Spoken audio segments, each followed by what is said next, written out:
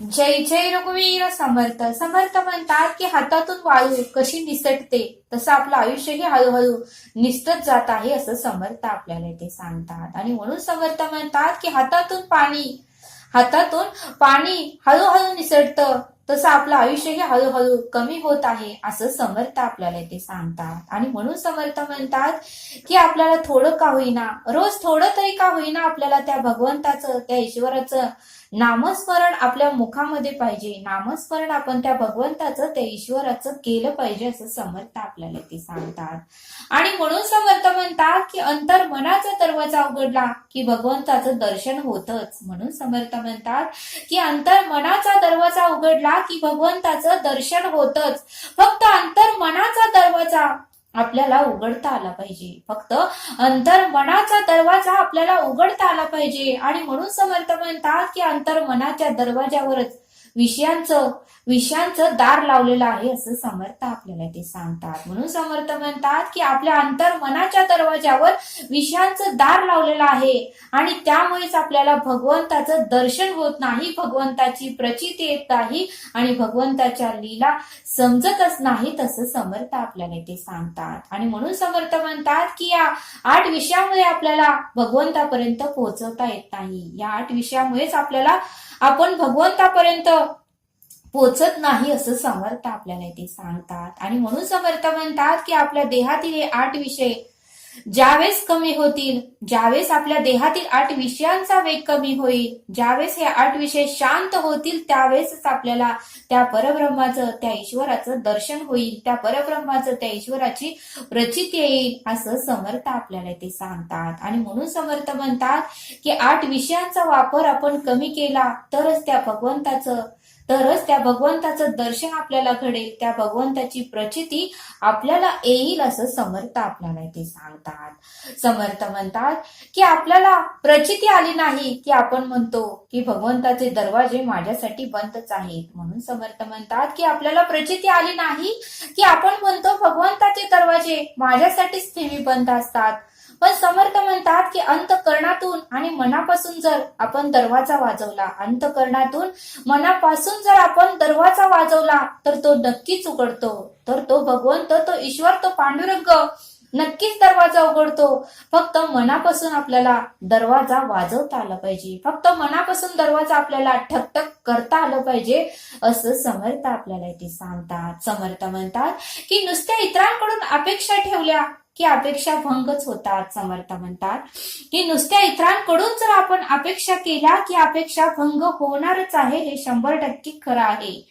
म्हणून समर्थ म्हणतात की आपणही इतरांकडून अपेक्षा केल्या की आपणही इतरांच्याही अपेक्षा पूर्ण केल्या पाहिजेत. आपण इतरांकडून अपेक्षा करतो, मग आपण इतरांच्याही अपेक्षा पूर्ण केल्या पाहिजे. म्हणजे आपल्या आयुष्यामध्ये अपेक्षा भंग होणारच नाही असं समर्थ आपल्याला ते सांगतात.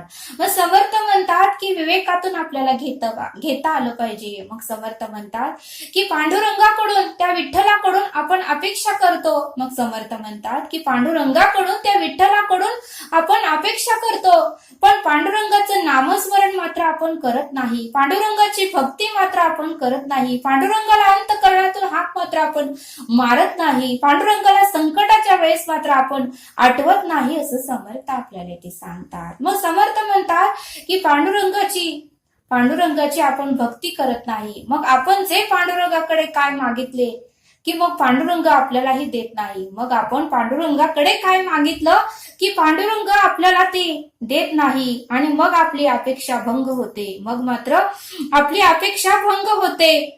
मग समर्थ म्हणतात की मग अपेक्षा भंग झाली की आपल्याला वाईट वाटतं. मग अपेक्षा भंग झाली की आपल्याला वाईट वाटतं. मग समर्थ म्हणतात की अपेक्षा आपण पांडुरंगाकडून करतो, मग पांडुरंगाच्याही आपल्याकडून अपेक्षा असतात. समर्थ म्हणतात की आपण त्या ईश्वराकडून, त्या परब्रह्माकडून, त्या पांडुरंगाकडून, त्या विठ्ठलाकडून आपण कितीतरी अपेक्षा करतो, मग त्या पांडुरंगाच्याही आपल्याकडून भरपूर अपेक्षा असतात.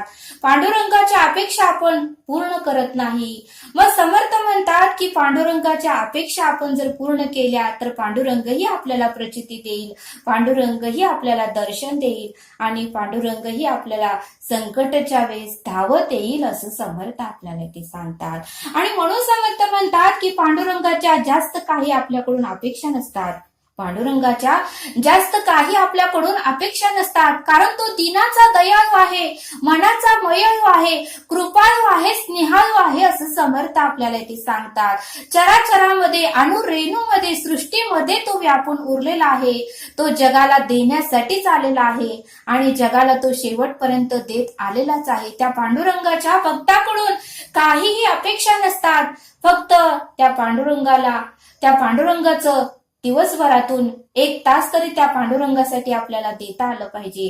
सकाळी अर्धा तास त्या पांडुरंगाचं, त्या विठ्ठलाचं नामस्मरण करता आलं पाहिजे आणि संध्याकाळी झोपायच्या अगोदर अर्धा तास त्या पांडुरंगाचं, त्या परब्रह्माचं, त्या विठ्ठलाचं आपल्याला नामस्मरण करता आलं पाहिजे. दिवसभरातून फक्त 1 तास पांडुरंग आपल्याकडे मागतोय आणि तो मात्र आपल्याला देण्यासाठी त्याच्याकडे नसतो. मग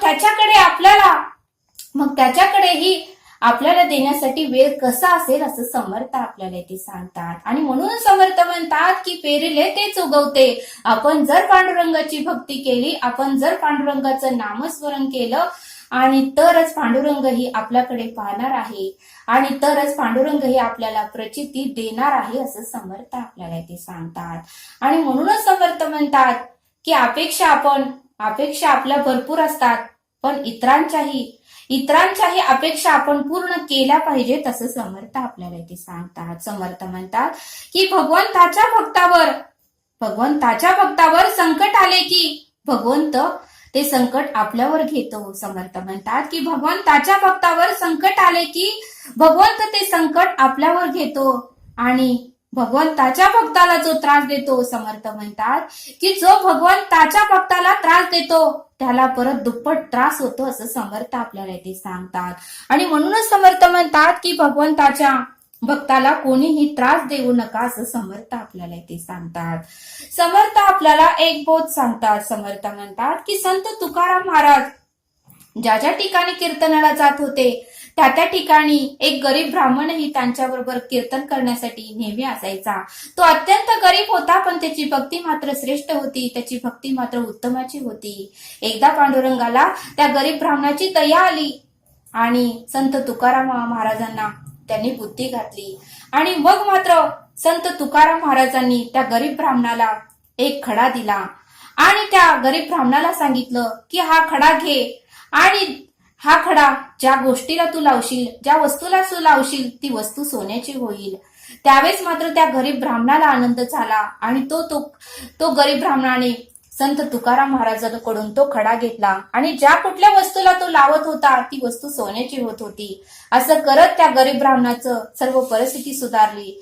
तरीही त्या गरीब ब्राह्मणाकडे लोभ आला नाही. शेवटपर्यंत त्यांनी संत तुकाराम महाराजांची साथ सोडली नाही. मात्र त्याच गावामध्ये एक शिवबा कासार म्हणून एक व्यक्ती होती. संत तुकाराम महाराज मात्र नेहमी त्या शिवबा कासारला म्हणत होते की तू कीर्तनाला ये, त्या विठ्ठलाचं नामस्मरण कर, भक्ती कर, तुझंही उत्तम होईल. शिवबा कासार हा फार गरीब होता, पण त्याला मात्र संत तुकाराम महाराजांचा राग येत होता. पण एकदा मात्र संत तुकारामांनी खूप आग्रह केला म्हणून शिवबा कासार हा संत तुकाराम महाराजांच्या कीर्तनामध्ये आले. त्यावेळेस मात्र थोडंफार कीर्तन त्यांनी ऐकलं, पण त्यांना ती गोष्ट ही कळाली की एका गरीब ब्राह्मणाला संत तुकाराम महाराजांनी एक खडा दिला आहे, एक परीस दिला आहे आणि तो परीस ज्या वस्तूला स्पर्श झाला ती वस्तू सोन्याची होते असं शिवबा कासारला वाटलं. मग मात्र शिवबा कासारांचा लोभ वाढूच लागला आणि लोभ वाढू लागला. त्यालाही वाटू लागलं की मलाही असं काहीतरी संत तुकाराम महाराजांनी द्यावं आणि म्हणून तो लोभापोटी कीर्तनाला येऊ लागला. त्याची भक्ती नव्हती, कीर्तन मनापासून तो ऐकत नव्हता, फक्त लोभ होता म्हणून तो कीर्तनाला येत होता. पण हे मात्र संत तुकाराम महाराजांना समजलं त्याच्या मनातलं आणि शिवबा कासार हा छोटा मोठा व्यापार करत होता. मग असाच व्यापार करत असताना त्याच्या व्यापारामध्ये एवढी भरभराटी आली आणि त्याला भरपूर काही उत्पन्न मिळालं. मग मात्र शिवबा कासाराला खूप आनंद झाला आणि तो संत तुकाराम महाराजांना म्हणाला की मला एवढं उत्पन्न प्राप्त झालं आहे, माझ्या व्यापारामध्ये मला एवढा नफा झाला आहे की मी एवढ्या पैशाचं काय करू. त्यावेळी संत तुकाराम महाराज म्हणाले की तुला लोभ होता, मी अगोदरच मला समजलं होतं. आता तुझा लोभ कमी झाला आहे, तुझं नामस्मरण वाढलं आहे, तुझं कीर्तनामध्ये तुझं आता मन लागू लागलं आहे, त्यामुळे तुझा लोभ आता कमी झालेला आहे. मग तो शिवबा कासार म्हणाला की मी एवढ्या पैशाचं काय करू, एवढं उत्पन्नाचं मी काय करू. त्यावेळी संत तुकाराम महाराज म्हणाले तू गरीबाच्या ठिकाणी अन्नदान कर, अनाथ आश्रमाला अन्नदान कर, जेथे मंदिर बांधायचे आहेत तेथे तू दान धर्म कर, म्हणजे तुझी पुण्याई वाढेल. मग शिवबा कासारही जे काही जास्त उत्पन्न येत होतं ते सर्व काही दान धर्म करू लागला आणि त्याचा लोभ हळूहळू कमी होऊ लागला. आणि मग मात्र अखंड शिवबा कासार हा संत तुकाराम महाराजांच्या कीर्तनाला जात होते. एकही कीर्तन बुडवत नव्हते, अखंड नामस्मरण करत होते. ही गोष्ट मात्र शिवबा कासारच्या पत्नीला आवडत नव्हती. तिला मात्र संत तुकाराम महाराजांचा खूप राग येत होता आणि तिने ठरवले की आता मात्र संत तुकाराम महाराजांना आपण काहीतरी शिक्षा करायची. त्यांनी माझ्या संसाराची वाट लावली आहे, माझ्या पतीला त्यांनी वेगळ्याच नादाला लावला आहे, त्यांचं व्यापारामध्ये लक्ष नाही, ते नेहमी विठ्ठल विठ्ठल करतात, नामस्मरण करतात. हे शिवबा कासाराच्या पत्नीला मात्र आवडलं नव्हतं. एकदा शिवबा कासार हे घरातून व्यापार करण्यासाठी बाहेर गेले. त्यावेळेस मात्र शिवबा कासाराच्या पत्नीने संत तुकाराम महाराजांना जेवणासाठी बोलवलं आणि ती म्हणाली माझ्या पतीनेही तुम्हाला जेवणासाठी बोलवलं आहे. मग संत तुकाराम महाराज ही कीर्तन संपल्यानंतर शिवबा कासारच्या पत्नीच्या घरी गेले. त्यावेळेस मात्र शिवबा कासार हे घरात नव्हते. मग संत तुकाराम महाराज हे त्यांच्या शिवबा कासारांच्या घरी गेले. घरी गेल्यानंतर त्या शिवबा कासाराच्या पत्नीने संत तुकाराम महाराजांसाठी उकळतं पाणी एक पातेले भरून चुलीवर ठेवलं आणि संत तुकाराम महाराज म्हणाले की मला पाय धुण्यासाठी पाणी द्या. त्यावेळेस मात्र तिने उकळतं पाणी घेतलं आणि संत तुकाराम महाराज हे कट्ट्यावर बसले होते आणि डोळे झाकून त्यांनी फक्त विठ्ठलाचं नामस्मरण करत होते. विठ्ठल विठ्ठल असं त्यांचं नामस्मरण चालू असतानाच शिवबा कासाराच्या पत्नीने मुद्दाम ते उकळलेलं पाणी संत तुकाराम महाराजांच्या डोक्यावर ओतलं. त्यावेळी संत तुकाराम महाराजांना खूप वेदना झाल्या आणि त्यांनी धावरे केशवा माये बापा, धावरे विठ्ठला माये बापा असे ते ओरडू लागले आणि त्यांना खूप वेदना झाल्या हो. आणि नंतर मात्र शिवबा कासाराच्या पत्नीने सांगितलं की हे चुकून माझ्याकडून तुमच्या डोक्यावर पाणी पडलं. पण तरीही संत तुकाराम महाराजांना राग आला नाही.